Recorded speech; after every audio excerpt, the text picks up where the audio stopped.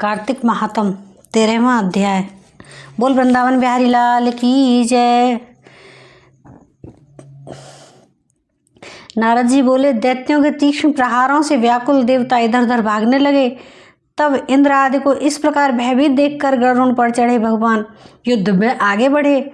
उन्होंने अपना सारंग नामक धनुष उठाकर बड़े जोर से टंकोर किया। त्रिलोकी शब्दित हो गई। पल मात्र में ही भगवान विष्णु ने हजारों दैत्यों के सिर काट गिराए। यह देखकर जलंधर के क्रोध की सीमा न रही। फिर तो भगवान विष्णु और जलंधर का महान संग्राम हुआ। बाणों से आकाश भर गया। लोग आश्चर्य करने लगे। भगवान विष्णु ने अपने बाणों के वेग से उस दैत्य की ध्वजा, छत्र और धनुष बाण काट डाले। एक बाण से उसकी छाती में प्रहार किया। इससे व्यथित होकर उसने अपनी प्रचंड गदा उठाकर गरुड़ के मस्तक पर दे मारी। गरुड़ पृथ्वी पर गिर पड़ा। साथ ही क्रोध से उस दैत्य ने होंठ काटे और भगवान विष्णु की छाती पर एक तीक्ष्ण बाण मारा। इसके उत्तर में भगवान विष्णु ने उसकी गदा काट दी और अपने सारंग धनुष पर बाण चढ़ाकर उसको बींधना प्रारंभ कर दिया। जलंधर भी उन अपने पैने बाण बरसाने लगा। उसी समय जलंधर ने भगवान विष्णु को कई पैने बाण मारकर वैष्णव धनुष काट दिया।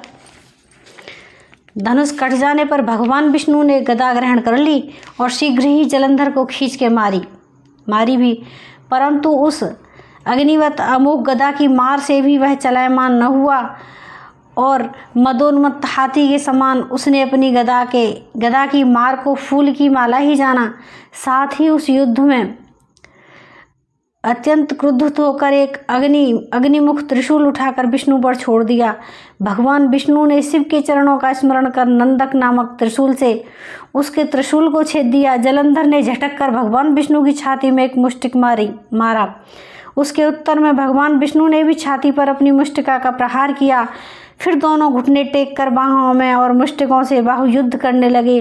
कितनी ही देर तक भगवान विष्णु के साथ युद्ध हुआ। अब कुछ भ्रमित हो गए। तब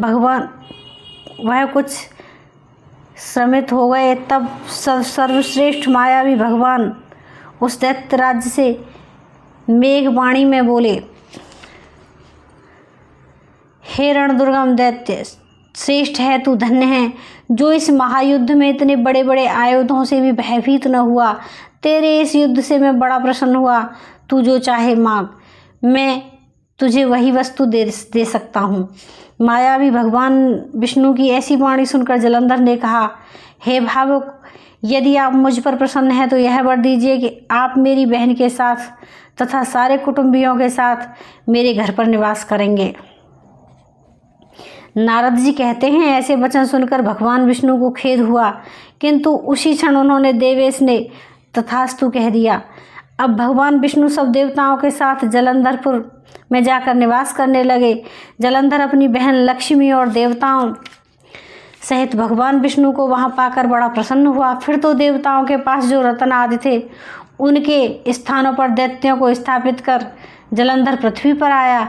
निशुंभ को पाताल में स्थापित कर दिया और देव, दानव, यज्ञ, गंधर्व, सर्प, राक्षस, मनुष्य आदि सबको अपनी वशवर्ती बनाकर त्रिभुवन पर शासन करने लगा।